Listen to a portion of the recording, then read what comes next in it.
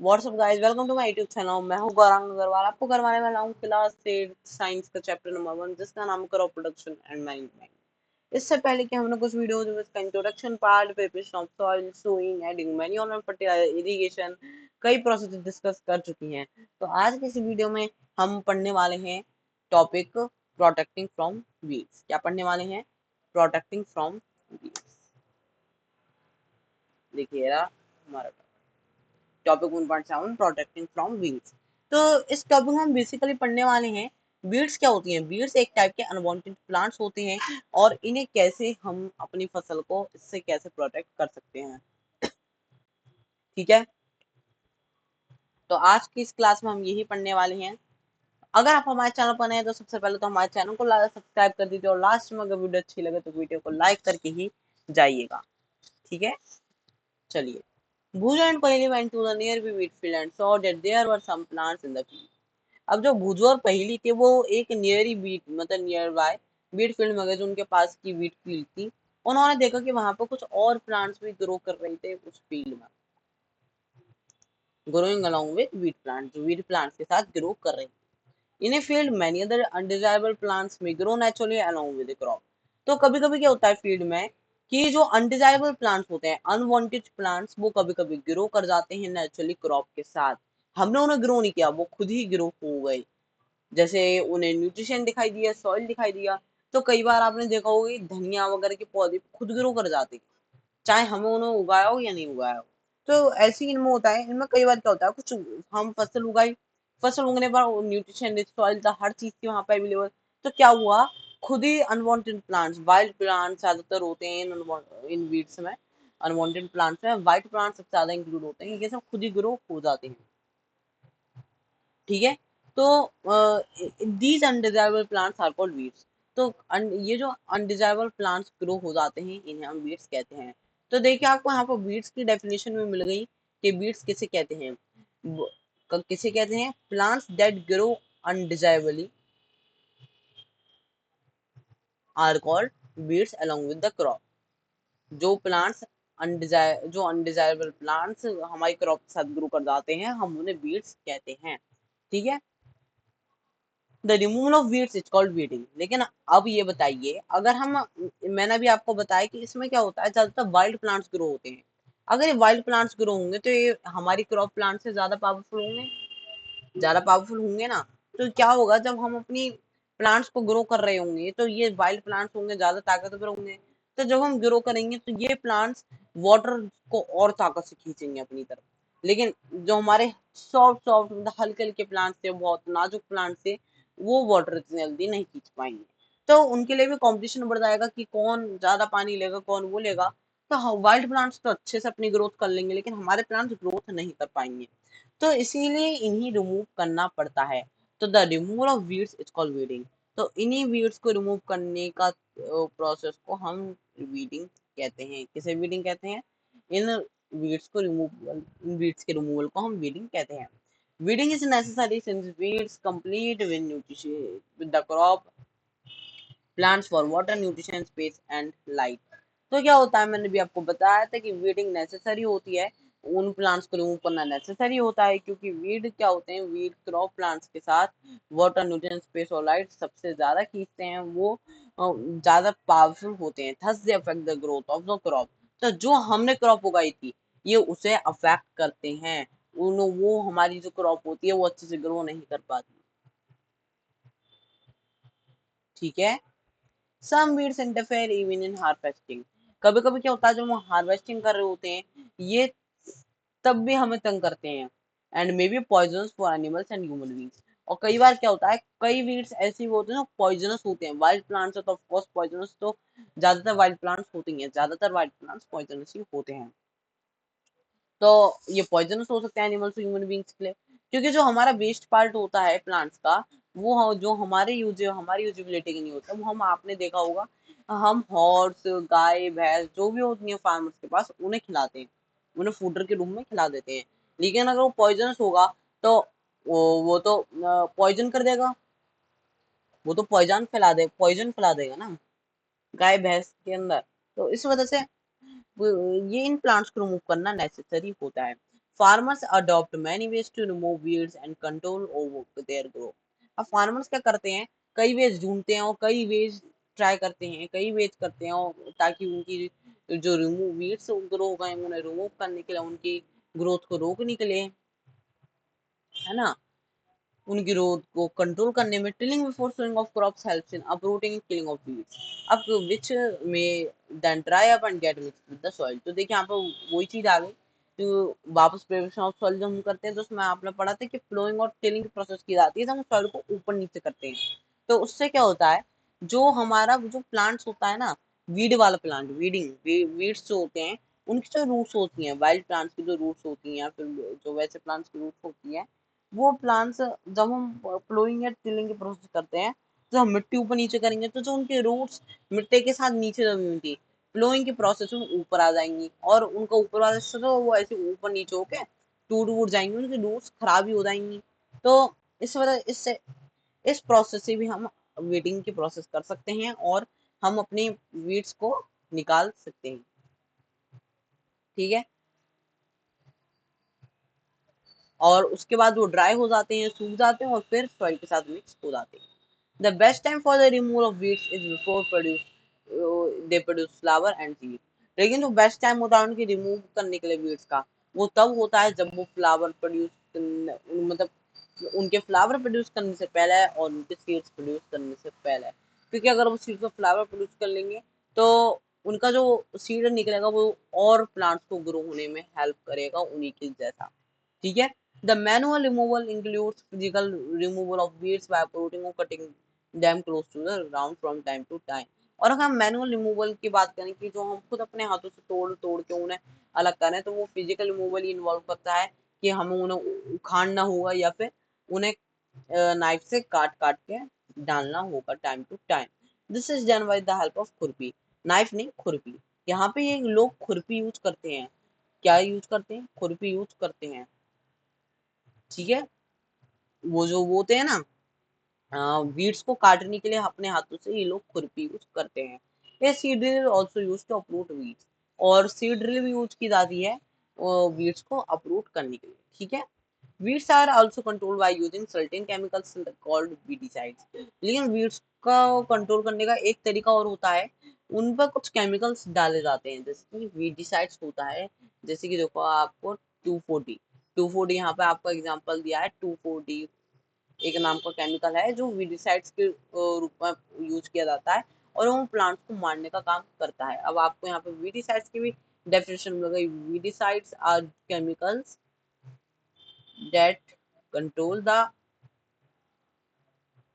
amount of weeds grow। ठीक है, और यहाँ पे आपको उसका एग्जांपल मिल गया। अगर आपके पास क्वेश्चन आएगा तो आप इस डेफिनेशन को लिख के आ सकते हैं। These are sprayed in the fields to kill the weeds। अब ये जो केमिकल्स होते हैं ये फील्ड्स में स्प्रे कर दिए जाते हैं, जिससे जो हमारी वीड्स प्लांट होते हैं वो खत्म हो जाते हैं। They do not damage the crop, वो क्रॉप्स को डैमेज नहीं करते। The weedicides are diluted with water to extend required and spread in the field with a sprayer. इन अब ये जो वीडिसाइड्स होती हैं, इन्हें वाटर के साथ मिक्स किया जाता है ताकि हम ये जो हम रिक्वायर्ड जो वीडिसाइड्स, हम बार बार वीडिसाइड तो खरीदेंगे नहीं, तो रिक्वायर्ड वीडिसाइड बनाने के उसमें थोड़ा वाटर मिक्स करके पूरे उस पर स्प्रे कर दिया जाता है। ठीक है, देखिए आपको यहाँ स्प्रेइंग वीडिसाइड्स की पिक्चर भी दे रखी है। As already mentioned, the weedicides are sprayed during vegetable growth of weeds before flowering and seed formation। तो जैसे कि आपने अभी पढ़ा था कि जो weedicides होते हैं, हम उन्हें सोइंग के प्रोसेस से पहले ही उसमें अच्छे से मिक्स कर देते हैं, मतलब सोइंग नहीं, सॉरी, सीड्स ग्रोथ की और फ्लावर ग्रोथ की फॉर्मेशन से पहले ही हम उन्हें फॉर्म कर देते हैं, है ना। ठीक है, चलिए आगे है हमारा spraying of weedicides may affect the health of farmer। लेकिन स्प्रेइंग वीडिसाइड्स को स्प्रे करना कभी कभी फार्मर्स की हेल्थ को भी नुकसानदायक हो जाता है, क्योंकि so they should be use these chemicals very careful. इसलिए उन केमिकल्स को बहुत ज्यादा केयरफुल उन्हें यूज करना होता है, क्योंकि वो पॉइजनस होते हैं, उन वीडिसाइड्स को मारने का काम करते हैं। तो अगर वो पॉइजन हल्का सा भी अगर उनके शरीर के अंदर चला जाए तो वो बहुत ज्यादा नुकसान दे सकता है ना। चलिए they should cover their nose and mouth with a piece of cloth during spraying of this chemicals. तो उन्हें अपना नोज या माउथ को कवर करना पड़ता है क्लॉथ के साथ स्प्रेइंग में, जब वो स्प्रे कर रहे होते हैं इन केमिकल्स। अब है हमारा टॉपिक 1.8 हार्वेस्टिंग। हार्वेस्टिंग क्या होती है? ठीक है, harvesting of A crop is an important task. जो हमारी हार्वेस्टिंग की प्रोसेस होती है ये एक बहुत इंपॉर्टेंट टास्क होता है। The cutting of crops after after it is manure. अब जब ये मैन्योर मैच्योर हो जाती है, मैच्योर होने के बाद जब हम क्रॉप को कट करते हैं तो उसे हम हार्वेस्टिंग कहते हैं। तो हार्वेस्टिंग किसे कहते हैं? The cutting down of crops किसे कहते हैं हम? Harvesting. After maturing, the cutting down of crops after maturing is called harvesting, है ना। In harvesting crops are pulled out और cut close to the ground. तो हार्वेस्टिंग में क्या करते हैं फार्मर? या तो क्रॉप्स को खींच के उखाड़ लेते हैं या फिर कट कर देते हैं ग्राउंड के बिल्कुल पास से। It usually takes 3 to 4 months for cereal crop to manure. तो मैच्योर तो यूजुअली सीरियल क्रॉप्स को ग्रो करने में 3 से 4 महीने लग जाते हैं उसे मैच्योर होने तक। Harvesting in our country is either done manually by sickle और ए मशीन कॉल्ड हार्वेस्टर। तो ये जो हमारी हार्वेस्टिंग की प्रोसेस होती है या तो ये मैनुअली की जाती है सिकल से या फिर एक मशीन से जिसे हम हार्वेस्टर कहते हैं। ये भी आपको पता चल गया। In the harvested crop the green seeds need to be separated. अब क्या होता है जब हम हार्वेस्टेड क्रॉप कर ली तो उसमें तो स्टेम वगैरह उसकी जो भी पार्ट था वो सब आ गया, तो हमें उसे काटना पड़ता है। और जो हमारे सीड्स होते हैं, जो हमारी वीट निकल के आती है उसे हमें अलग करना होता है फ्रॉम द चाफ। चाफ से अलग करना होता है। चाफ अलग पार्ट होता है जो हमारे लिए एडिबल नहीं होता, लेकिन चाफ गाय भैंस हॉर्स इस टाइप की चीजें सब खा सकते हैं। This process called threshing. अब ये जब हम इस चाफ को अलग करते हैं किससे? हमारे वीट से, हमारे ग्रेन सीड से, तो उसे हम क्या बोलते हैं? उस प्रोसेस को थ्रेशिंग। ठीक है। When we separate when we separate seeds from the chaff, this process is known as threshing। तो आपको यहाँ पे इसकी वो डेफिनेशन मिल गई। ठीक है। This is carried out with the help of a machine called combine, which is in fact a harvester as well as a thresher। तो ये जो ज्यादातर लोग प्रोसेस करते हैं, जो अच्छे पैसे वाले फार्मर्स होते हैं, तो वो ज्यादातर एक मशीन का यूज करते हैं जिसे हम कंबाइन कहते हैं। इसमें तीनों प्रोसेस हो जाती है, हार्वेस्टिंग भी, थ्रेशिंग भी, और आपकी तीसरी प्रोसेस भी होती है, वो भी इसी में हो जाती है कंबाइन की मदद से, है ना। हार्वेस्टर भी होती है ये वाली मशीन और थ्रेशर भी होती है। ठीक है, चलिए।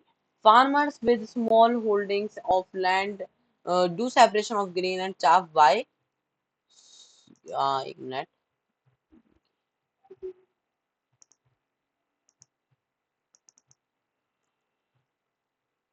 ठीक है।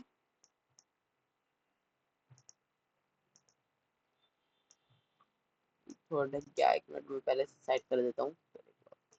देखिए यहाँ पे लिखा है farmers with small holdings of land do the separation of grains and chaff by winnowing.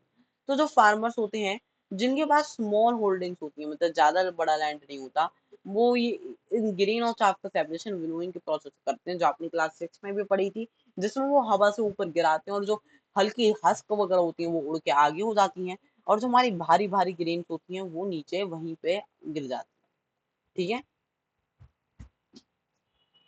अब देखिए यहाँ पे आपको एक छोटा सा केस स्टडी टाइम में दे दिया है हार्वेस्ट फेस्टिवल। तो after 3 or 4 months of hard work there comes the day of the harvest. 3 2 months के हार्ड वर्क के बाद ही हमारा हार्वेस्ट करने का दिन आ जाता है। The side of golden fields, जब गोल्डन गोल्डन फील्ड्स हो रही होती है, स्टैंडिंग क्रॉप जो सीधी सीधी खड़ी हुई, लैडेन विद ग्रेन्स, ग्रेन से भरी हुई fields the hearts of the farmers with Joy and sense of wellbeing.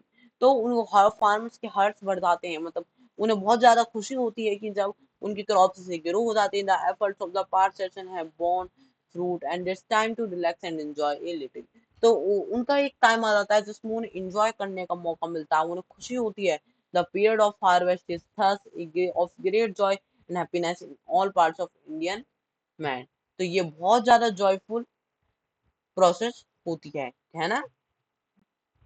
और वो लोग इसे बहुत ज्यादा ग्रेट एंथुसियाज्म के साथ बनाते हैं इस फेस्टिवल को। Special festivals associated with the harvest season are Pongal, Baisakhi, Holi, Diwali, नवान्न एंड बिहू, ये फेस्टिवल्स उनके हार्वेस्टिंग टाइम के बीच में ही पड़ते हैं। ठीक है,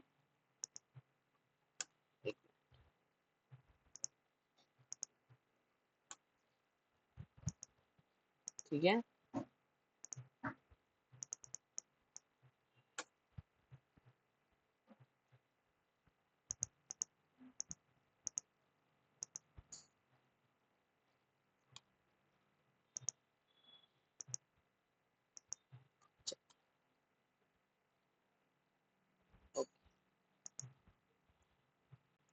ठीक है।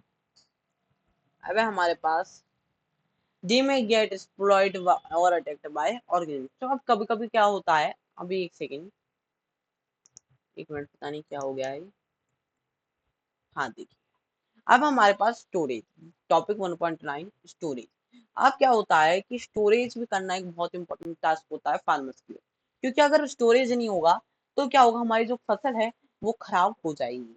अब सुनिए कैसे, storage of produce is an important task. तो हमारा जो प्रोड्यूस होता है उसका स्टोरेज बहुत ज्यादा इंपॉर्टेंट टास्क होता है, उसे बहुत सही तरीके से स्टोर करना पड़ता है। क्यों? क्योंकि अगर वो ढंग से स्टोर नहीं होगा तो उसमें माइक्रो ऑर्गेनिज्म लग जाएंगे, उसमें फंगस लग जाएगी, है ना। तो उसे पिन्नियों में बंद करके बहुत ध्यान से रखना होता है। If the harvested grains are to be kept for longer time, they should be safe from moisture.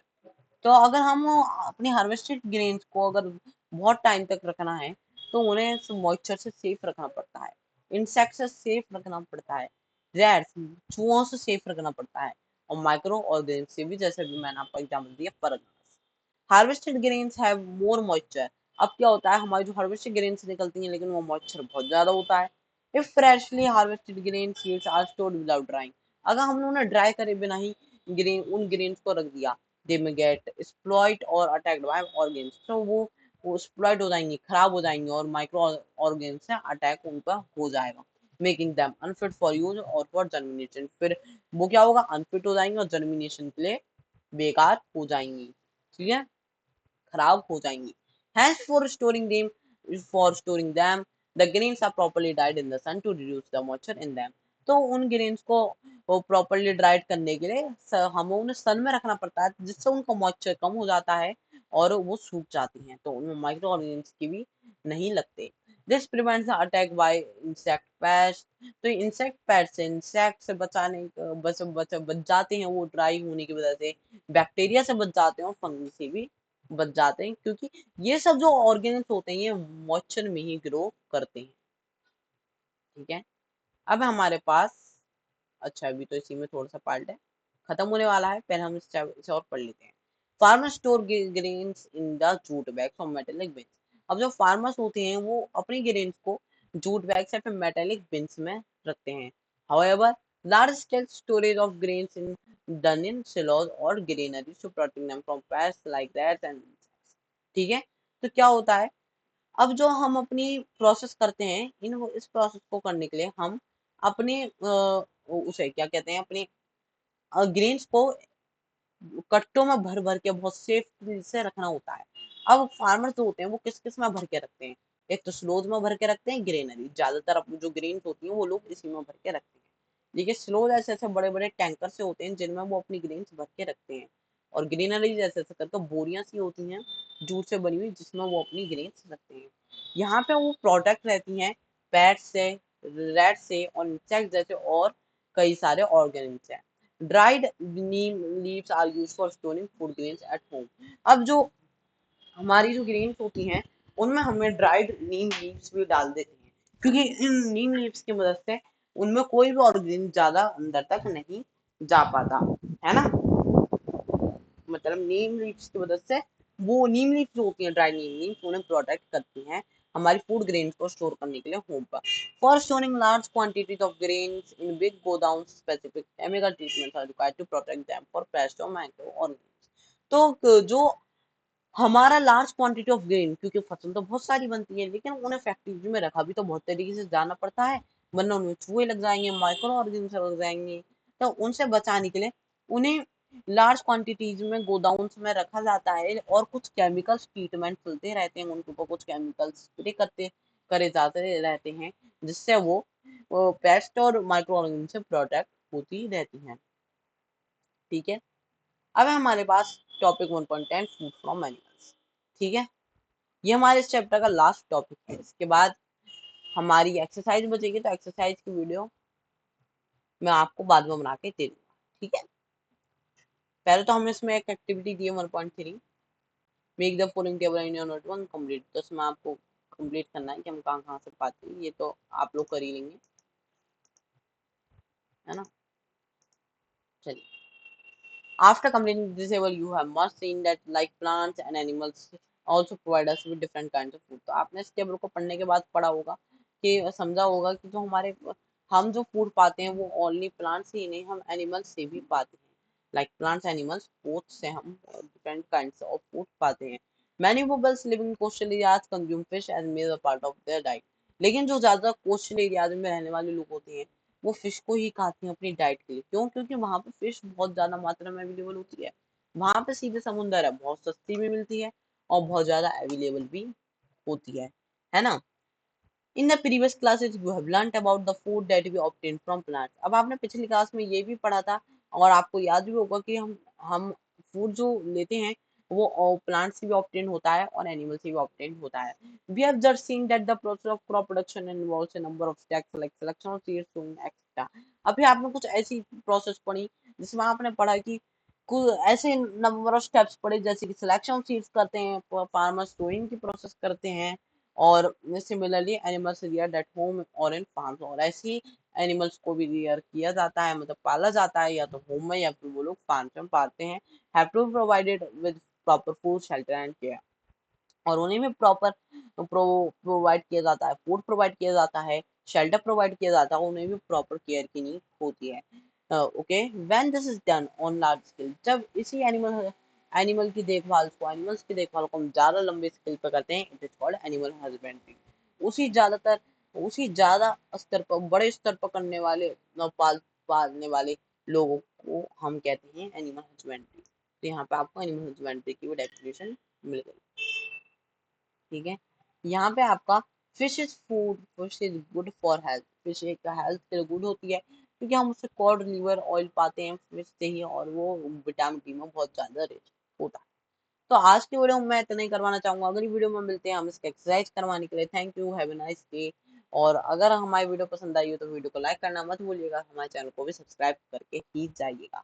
Thank you, have a nice